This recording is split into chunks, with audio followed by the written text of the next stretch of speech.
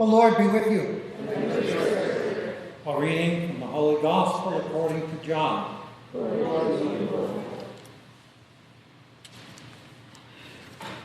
Before the feast of Passover, Jesus knew that his hour had come to pass from this world to the Father.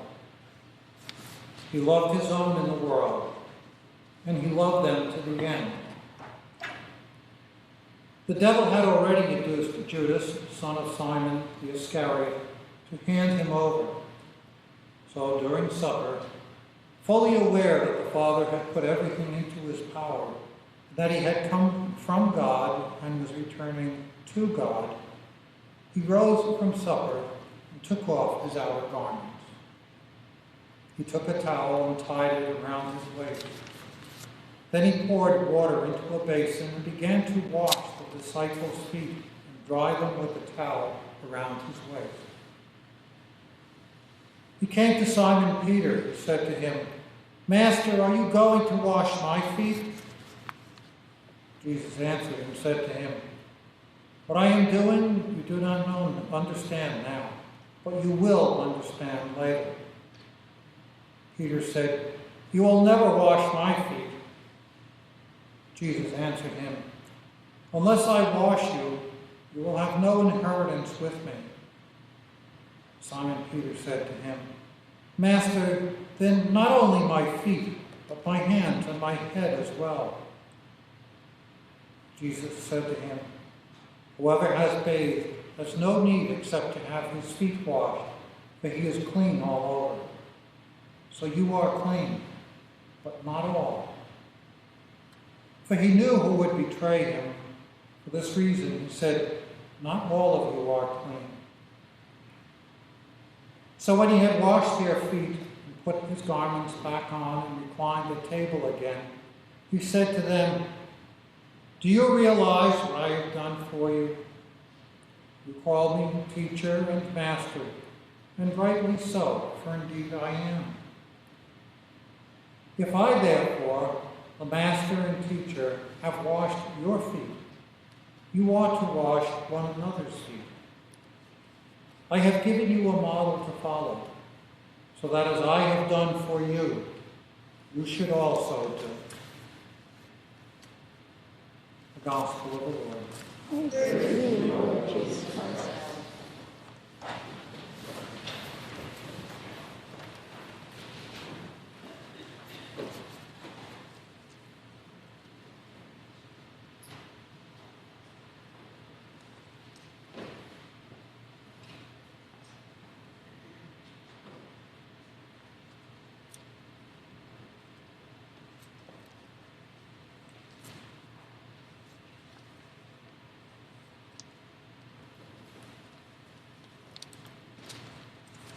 You may have had the experience, maybe you've even done it yourself, of seeing someone who is very sick, and it's often the case, most commonly with a husband, and even though he needs a great deal of care, will only allow his wife to do for him. Maybe the kids make the suggestion about, "Mom and Dad, why don't you have a home health care aide come in," or things like that, but not happening. And there is perhaps a certain beauty in the life of marriage that culminates in that kind of trust. And there maybe is a little bit of dysfunction there too. Not having been married, nor will I ever be, I don't care to comment. But there is something to be said about intimacy involving vulnerability. Allowing one's self in vulnerability to really be served. And without that kind of vulnerability, without allowing someone to give themselves to you, to look after you, to care for you, to do dirty little jobs for you, there can't be a full intimacy. And in that light, hear this dialogue between Jesus and Peter. See Jesus there. Picture him in your mind's eye, taking off his outer garment, getting the tub of water, getting maybe a pitcher, getting a towel around his waist, kneeling down before each of his disciples, taking this position of humility, of service, doing a job that in the time and culture was seen as something you would assign a slave to do for your guests. This would hardly have been something that any rabbi would have done for his students, for his disciples. It is certainly not anything that a king would have done for his servants. And Peter objects. Peter is then understandably uncomfortable. Please don't make the mistake of thinking he was just self-conscious about his feet. It's much deeper than that. There's a rich symbolism in this act that Jesus is doing, because it is communicating in a very humble yet powerful way the kind of relationship that he is offering to Peter, James, and John, and yes, even Judas, and all of the rest of the apostles. And it's the kind of relationship he tells them that they are then to have with one another, and all of the rest of the people who will follow after Jesus based on their testimonies. Jesus offers a relationship that involves the deepest vulnerability and intimacy. I'm going to pause just there for a moment and let those words echo in your minds. Jesus offers a relationship with him of the deepest vulnerability and intimacy.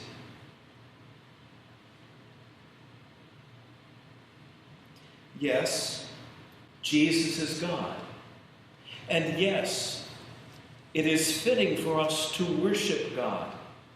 Yes, God is on one level and we are on a totally different level. He is creator, we are creatures. And there is, in a sense, this unbridgeable gap between us in the order of being, as the metaphysicians would point out. Nevertheless,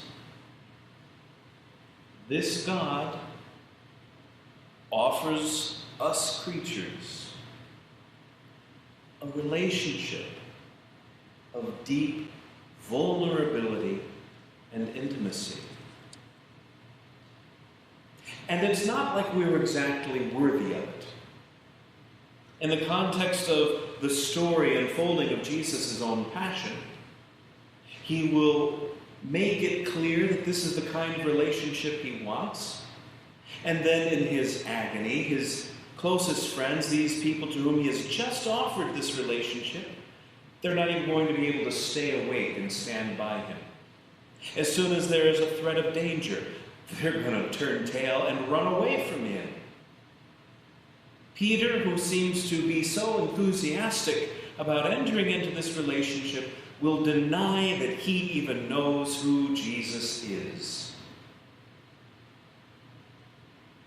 And the very creatures to whom God has condescended to bow before them, to wash their feet, ends up being dragged by those creatures through the streets of Jerusalem and nailed to a cross.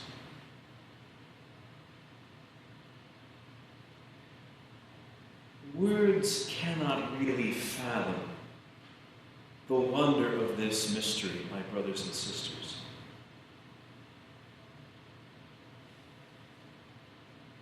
if we're really honest with ourselves, have our expectations of what our relationship with God ought to look like, or what it ought to do for us, have they really been in line with the relationship that God is actually offering? I cannot tell you how often I seem to encounter, especially among Catholics, a sort of transactional spirituality. It goes something like this. Well, God has revealed his commandments, his rules. I follow the rules, and in exchange, God blesses me, or God protects me in some way. Or I say my prayers and I attend Mass, and I commend my loved ones to God as I pray and attend Mass, and in exchange, God blesses and protects my loved ones. I encounter this all the time. Show me where in any of the Gospels Jesus says that's how it's supposed to work. I challenge you. He talks about the law, yes. He talks about prayer, yes. He talks about the goodness of the kingdom, yes. But I challenge you to find anywhere where Jesus says, okay, this is how it works. And it's this sort of linear progression. You do this, this is your side of the contract, and I will do this, this is my side of the contract. Instead, what gets repeated over and over and over, indeed culminating in what we commemorate this evening, this Last Supper with his disciples, culminating in his sacrifice on the cross, is God's offer of a relationship wherein it seems what he's demanding is not incense or ecstatic worship or even lots of money from us, just our presence, just to be with us, just to befriend us. And if he asks anything in exchange, it seems just to be that in kind, asking for our love in return. And again in John's Gospel, the commandment that Jesus will give, the new commandment, love one another, even as I have loved you.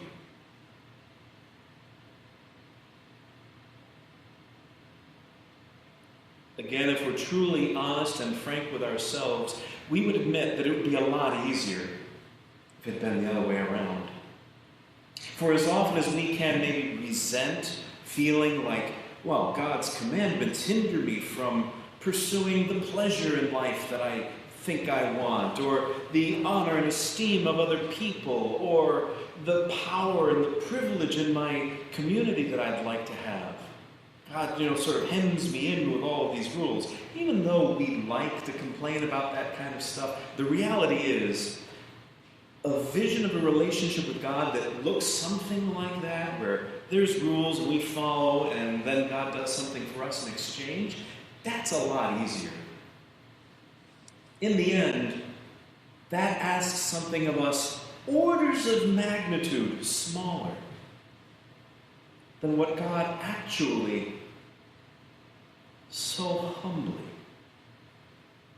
so tenderly, so desperately asks. Be my friend. Be a friend to my other friends. Be with me. Be together. It demands that we get over ourselves a whole lot, doesn't it? But it does mean that the Lord of all truth, of all goodness, of all life, of all power, you name it, the source of it all, for whatever reason, has chosen to turn that infinite focus upon each one of us. Why? Again, it is most mysterious to us, not because of the metaphysics involved, but because of what we know about ourselves. We know darn well that if we had been there, we would have run just as fast as the rest of those apostles when they came for Jesus in the garden. We know darn well that before that little servant girl came over to St. Peter to ask him about Jesus, we'd have said, hey, Peter, go over there, avoid her. We know that's how we would have been.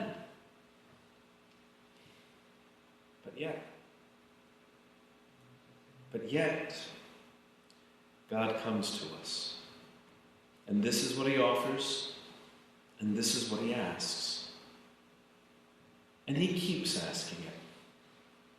So here we are, at yet another Holy Thursday, not having been able to celebrate it all together last year.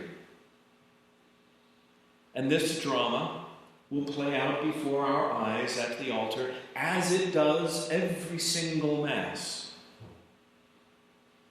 Will it be the time where in your heart you finally accept what Jesus is really offering? Will you really allow him to do for you what he really wants to do for you? Will you truly, finally, let down your guard? Let go of the fears, the anxieties, the worries that hold you back from allowing him to really set you on fire with love for him.